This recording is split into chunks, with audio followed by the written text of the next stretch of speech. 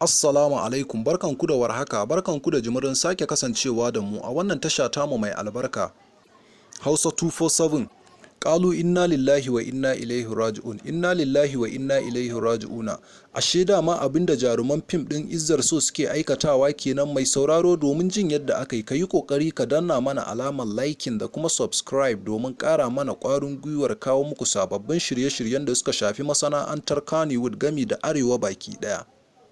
A yau ne fitaccen shafin nan da ke kafafen sada zumunta wanda aka fi sani da jakadiyar tonon asiri ya yi ƙaurin suna matuƙa wajen kawo ko kuma mu ce bankaɗo tonon asiri na manya-manyan jaruman Kannywood, irin al'amuran da suke aikatawa wanda masoyansu ba su sani ba. A jiya da daddare ne misalin karfe 12 na dare suka saki wani ɗan ƙaramin faifan bidiyo gami da wasu hotuna na jarumar cikin fim ɗin Izzar So.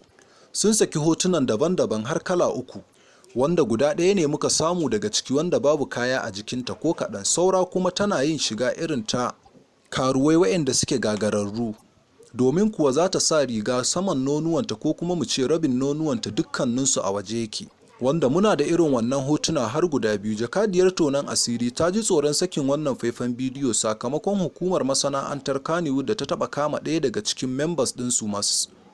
Wannan shine dalilin da yasa ta yi gaggawar goge wannan hoto da kuma ɗan ƙaramin faifan bidiyo daga shafinta na Instagram.